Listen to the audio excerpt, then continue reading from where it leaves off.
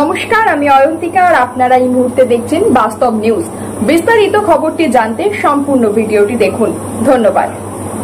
আমরা হেভি ভেহিকেলকে যেটা মনোমের ক্ষেত্রে করি, আমরা বাইপাস দিয়ে ঘুরিয়ে দেওয়া হয়। অন্য যেগুলো এমার্জেন্সি ভেহিকেল এবং যাদের ওখানে বাড়ি, তাদেরকে কিন্তু আমরা এমার্জেন্সি ভেহিকেলকে আমরা ছেড়ে দিই জিজ্ঞাসাবাদ করা করে, এবং যাদের ওখানে বাড়ি তাদেরকে আমরা পাস ইস্যু করি যাতে তারা মুভমেন্টটা করতে পারে। তো এই অ্যাসপেক্টগুলো আমাদের মাথায় আছে। তারপরেও কিন্তু অসুবিধা হয়, কারণটা আপনাকে আমি বললাম যে আমাদের কি করবো অপশন নেই, যে দুটোকে ম্যাচ করে। কারণ এটা একটা বিপুল, যে বললাম ভাবাবেগ, যে বিপুল সংখ্যায় মানুষ উন্মোদন আলোচনাতে পার্টিসিপেট করে। আমি এখন যদি বলি যে মনোময় প্রসেশন বা পুজোর প্রসেশন হচ্ছে রাস্তায়, মেন রাস্তা দিয়ে যাবে, কারণ মেন রাস্তা যানবাহন চালার জন্য, তো এটা অবাস্তব দাবি হয়ে যাবে।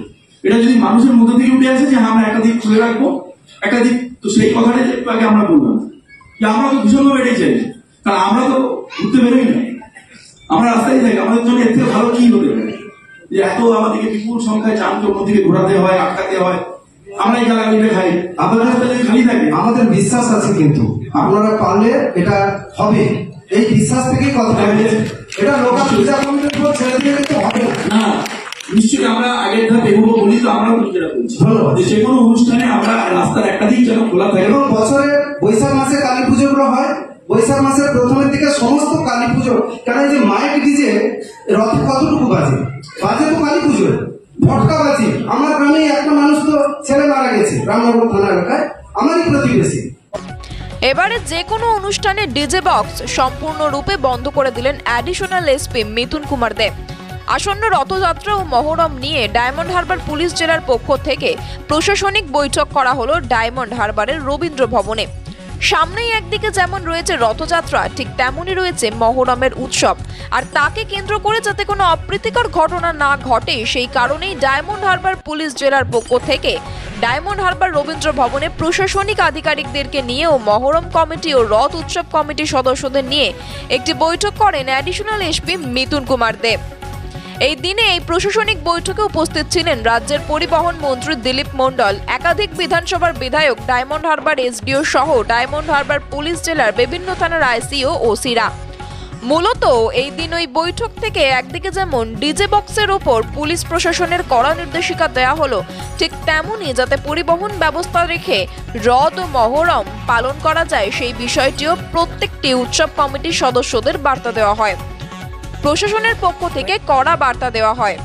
আর আপনারা সেই ছবি সরাসরি দেখছেন শুধুমাত্র বাস্তব নিউজের পর্দায়।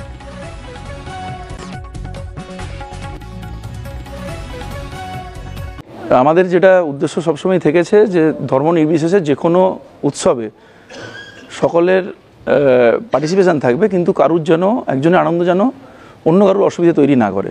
তো সেগুলোর ক্ষেত্রে যেটা আমরা সাম্প্রতিককালে দেখছি যে ডিজে, তার একটা শব্দ দানবের যে তাণ্ডব, তারপর অনেক সময় নেশাদ্রব্যের বা নেশাগ্রস্ত অবস্থায় মহিলারা নিরাপত্তাহীনতায় ভোগে, বা একটা ধর্মের অনুষ্ঠানে কিছু মানুষের উস্কানিতে অন্য ধর্মের মানুষ তাদের একটা নিরাপত্তাহীনতা তৈরি হয়। সেই জায়গাগুলোকে আমরা অ্যাড্রেস করতে চেয়েছি।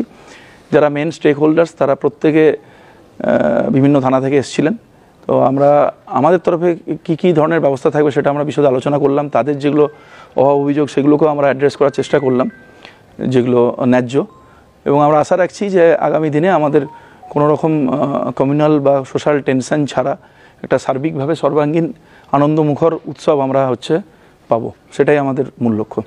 যদি এরপরেও এখানে সবাই, যেটা আপনারাও দেখেছেন যে সকলে সহমত যে এই 2-3% মানুষের যে আনন্দের আতিশয্য, তার কারণে একটা মেজরিটি ক্ষেত্রে এটা একটা সামাজিক ব্যাধি, যেখানে বিশেষ করে যারা বয়স্ক অসুস্থ তারা ভীষণভাবে অসহায় বোধ করেন।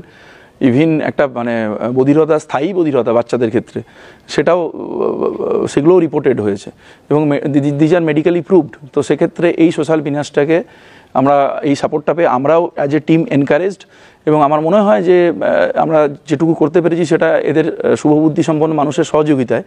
তো সমাজের সকল স্তরের জনপ্রতিনিধি, সম্মানীয় ব্যক্তিরা এবং যারা বিভিন্ন ধরনের যে ধর্মীয় গোষ্ঠীগুলো আছে বা ক্লাবগুলো আছে তাদেরকে যারা রিপ্রেজেন্ট করছেন, তাদের মেজরিটি, আমি বলবো শতকরা 90-95 ভাগ, তারা সকলে একটা ভীষণভাবে এটার বিরুদ্ধে কথা বললেন। তো এর ফল যেটা হলো, একটা বার্তা ছড়িয়ে পড়লো। আমার মনে হয় যে আগামী দিনে আমাদের পুলিশিং করতে অনেক বেশি সুবিধা হবে। এরপরেও যদি কেউ সেক্ষেত্রে যদি কোনো রকম এর ভায়োলেশন হয়, ট্রান্সগ্রেশন হয়, তো এটা আমরা দ্ব্যর্থহীন ভাষায় আমরা বলেছি, যেটা আপনারা দেখেছেন, আমরা কিন্তু ওখানে কিন্তু আমরা পুলিশিং কিন্তু করব। সমস্ত খবর সবার আগে জানতে অবশ্যই বাস্তব নিউজ চ্যানেলটি follow, like, share and comment করতে ভুলবেন না। ধন্যবাদ।